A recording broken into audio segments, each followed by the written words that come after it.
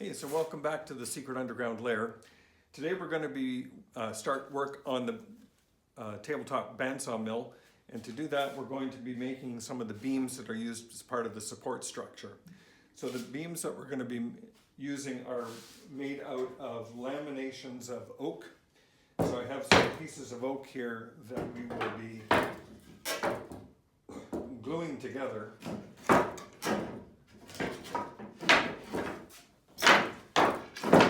Like so, and then cutting and trimming it down to its final dimension. The wood, of course, is rough, so the surfaces, we're going to run these through the planer, and then once they're planed, we'll glue them together, then ultimately take them to the table saw and trim them down to size. That's what we're up to today.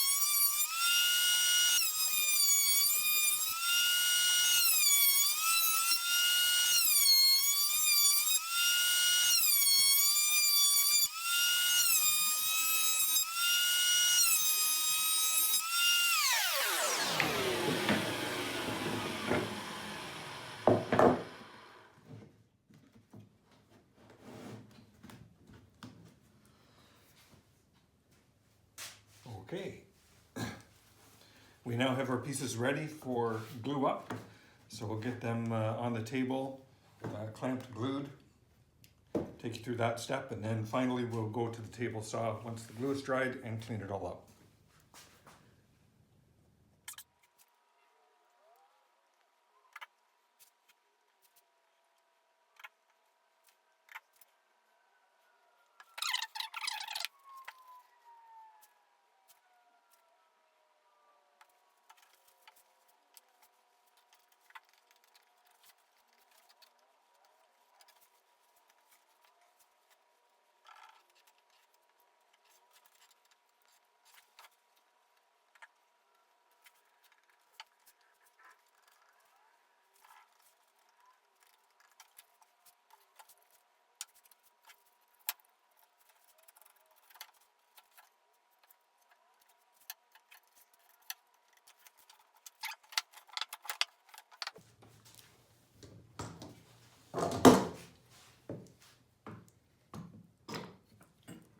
You can never have too many clamps.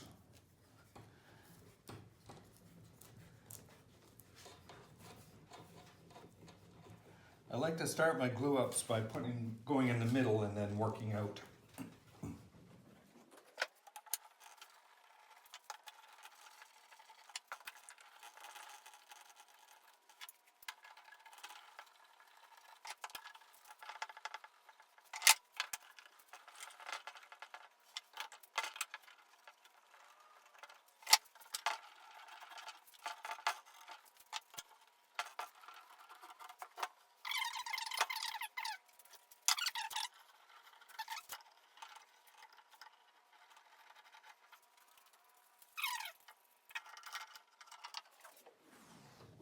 Alrighty, glued up, we'll let that dry.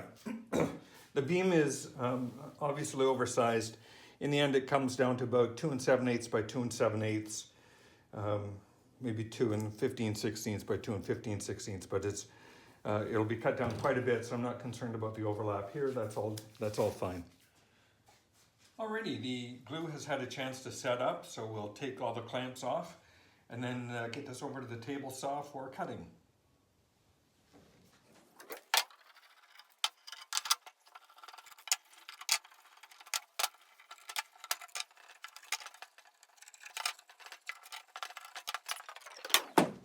Okay, off to the table saw. Okay, here's what I had to do. Because the depth of cut on the blade only got me nearly to the top, I had about 1/8 of an inch, 3/16 of an inch of a ridge on this edge here. So what I did is I simply used my hand plane and got rid of that little bit of edge that was left. Now I have a flat edge that I can put up. This is now a complete flat edge. I can put up against the fence, and I can make several passes this way, and then flip the board over with it up against the fence and go through again this way.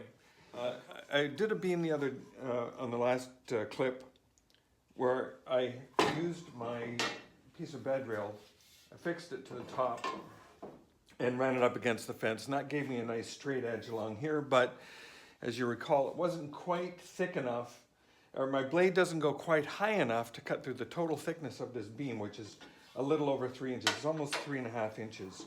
So my table saw left about 1/8 or 3/16 of an inch that I could not reach with the blade up all the way. So I wanted to show you a technique that I'm going to use today that will let me flip the board and get that straight edge by simply passing it through one side. And the way I'm going to do that is, rather than affixing my straight edge to the top of the beam like so, I'm going to affix the straight edge to the edge of the beam like so. And I'll put a screw through here, and that way I can run this straight edge now against the fence, and then I can flip the entire beam over end for end like so. The straight edge will still be attached, and I can carry on with the cut to trim up the other side. So that should make the operation a little bit faster and more convenient for everyone. So I hope that technique will work. It would let me, in effect, cut a piece of material up to 6 inches thick on the table saw. So how about that? Jointing 6 inches of material without a jointer. Stand by. Okay, so I have the beam now set up. I've got the straight edge screwed onto the edge of the beam rather than the top. The saw is set up to cut up a little bit into the beam, probably not quite halfway, so I may make one pass this way, flip it, another pass, then I do 2 more passes, or at least 1 more pass to finish off the cut, just because this is pretty thick and hard material. So with that, let's get started on the cut.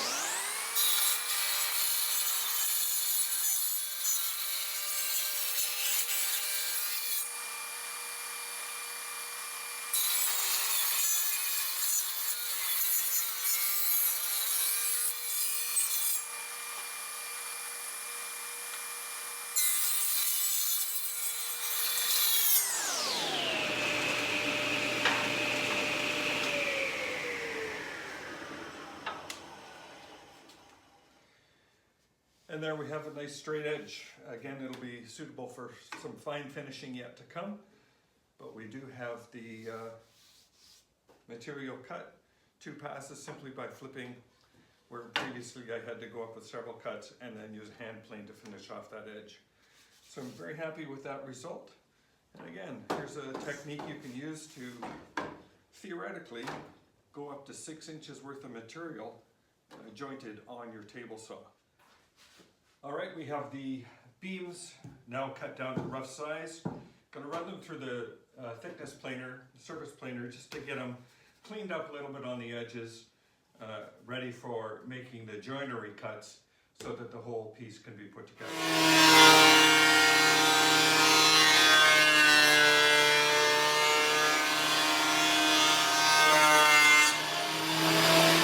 Over the past couple of videos, you've seen me work on the beams.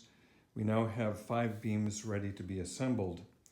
The first beam here, this will be the cross member on, or the cross piece on the very top. The second piece here, this is going to be used to support the saw itself. These two on the outside are going to be the vertical members, and this will be cut in half and form the feet of the Worktable Sawmill. So to help illustrate that a little bit better, I've got a little sketch. So you can see this being the top member, the 2 vertical pieces, the cross member that supports the saw itself. We'll show cutting a couple wheels for that. And then of course the feet for the sawmill that will ride along the rails here of the work table.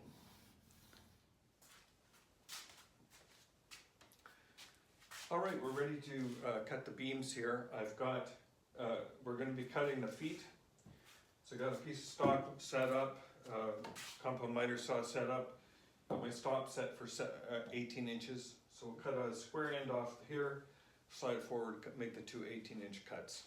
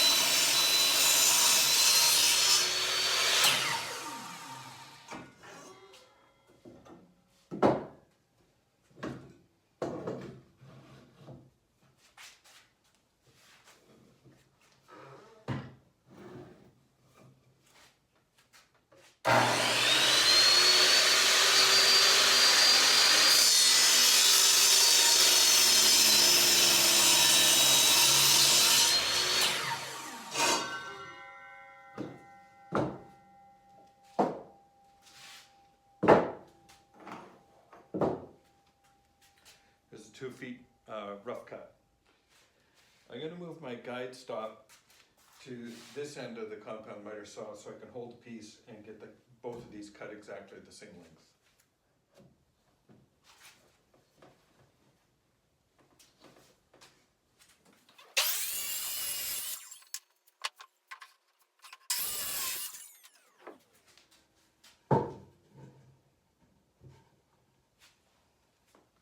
And there are the 2 legs cut exactly the same length. Very pleased with that stop block. It set them up almost, and it's hard to get any closer than that. That's less than a 64th.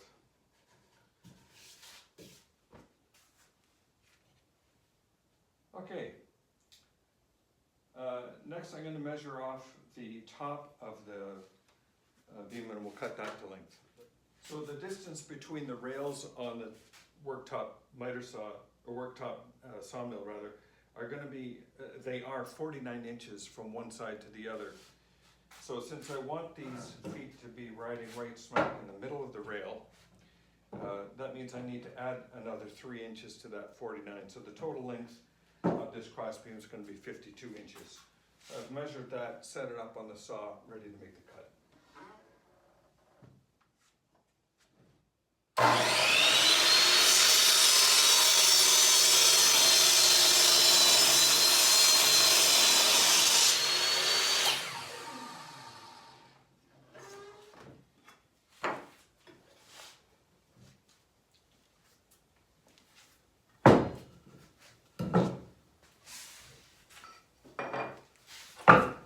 Okay, there's our pieces, all our beams, ready for the joinery. The mortises have been marked out now on our long beam across the top. We're going to take out this portion and we're going to, on the 2 feet, we'll knock a mortise in the center of each of those pieces. And these center pieces or the feet will sit like so on the center of the rail. So it'll work out just fine. All right, I'll set up the drill press for mortising and come back when we start that operation. So the leg is now, or the foot is now set up in the drill press, ready with the mortise and tenon. I've got it clamped in place. I'll be making a cut right through, but it's going to take several passes.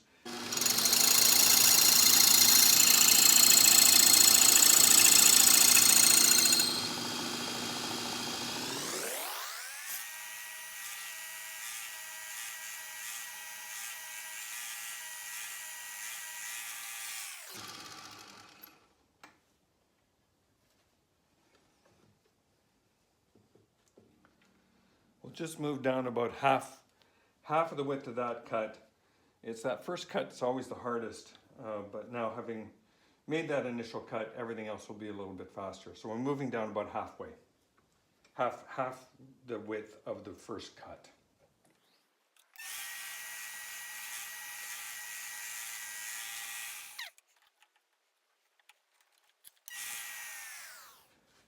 All right, we got through half of the mortise. I'm very pleased with the result. It came out exactly as I was expecting it to. What I'm going to do now is just turn the piece around. Oops, sorry for shaking the camera. Turn the piece around 180 degrees so it was sitting in the drill press like so. I'll turn it around like so, put it up against the fence, and because this is exactly in the middle, the mortise is exactly in the middle of this piece, the next cut will be lined up automatically right there on that line. Perfect. So I'll continue with the operation on this side. And there's the first mortise complete. A little bit of work to be done now, cleaning it up with a sharp chisel. And then we'll move on to the second mortise on the next foot. And finally, we'll finish up by doing the bridle joint mortise on the top piece. We've set up the long top rail into the mortising jig now to take out mortises for the bridle joint on the top beam. So we'll get that set up, propped up and clamped on the drill press, supported because it is a long beam over there on a ladder. All right, let's get started on this one. I've adjusted the approach on hogging out this bridle joint mortise on this top beam. Rather than using the mortise jig solely to cut through the whole piece, I used the bandsaw and cut out a section kind of close to the edge. You can see the line that we're trying to get to. So I used the bandsaw to hog out most of the material, and then I'll just use the mortise jig to cut through that last little bit along the edge. And that's producing much better results. This material is hard maple, so it's very difficult for this to get through. And it just made so much more sense to cut through the bulk of the material using the bandsaw and just clean up with the mortise jig. Anyway, we'll carry on.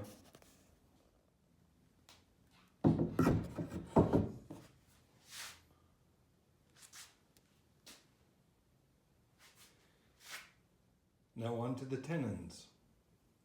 Okay, we're set up now to cut the tenons on the Worktable Sawmill vertical beams that are going to be supporting the top.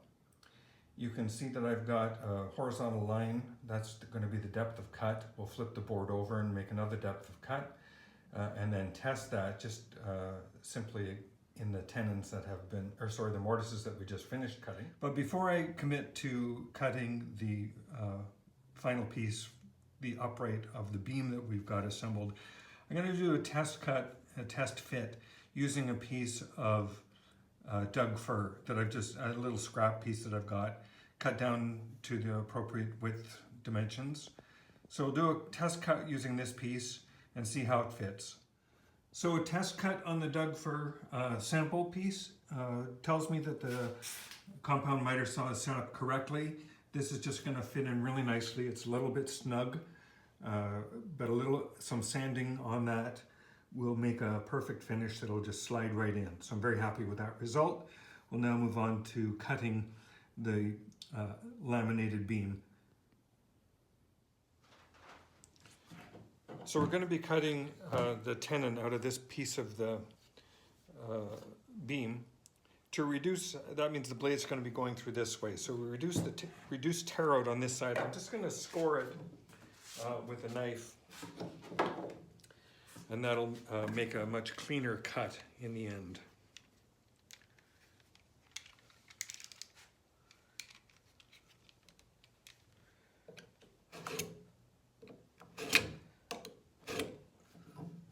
Hopefully that'll give us a cleaner cut.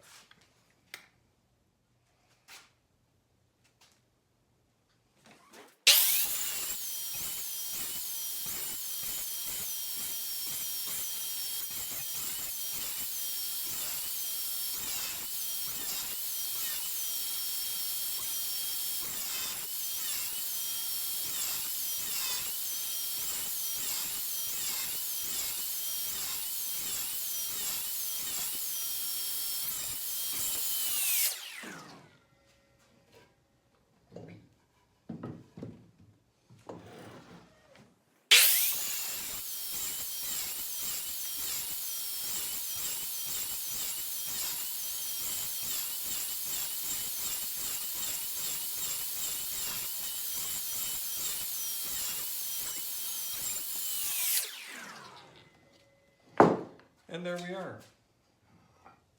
The tenon cut, just exactly how we want it. Give that a test fit, and then we'll apply the same kind of thing to the other side. This time though, we're going to cut the tenon this way. It's at times like this you think, why didn't I just go with Matthias Wandel's mortise and tenon cutting machine? The guy, should have done that. Anyway, I'm stuck doing it the old-fashioned way. Maybe Matthias's mortise tenon jig will be the next build that we'll have to do. It would sure make this a lot easier. Anyway, we'll carry on with the next bit. All right, we've got the beams all cut and mortised and tenoned for the Worktable Sawmill. So looking forward to the next video, which will be assembly and starting to think about the blade mounts, the wheels for the blade, and the casters to allow the worktop sawmill to roll along the worktop itself. All right, there we are. A loose fit of the structure all put together. Mortise and tenons went together fairly well. A little bit of cleanup yet to be done. I won't be gluing or bolting them together. Not sure if I'm going to use pins on this. I may, but likely have bolts. And then of course you'll see the, it's looking an awful lot like the picture. How about that? So next piece I'll be working on will be the rollers. That'll be mounted underneath these feet and roll along these rails. So stay tuned for the next video.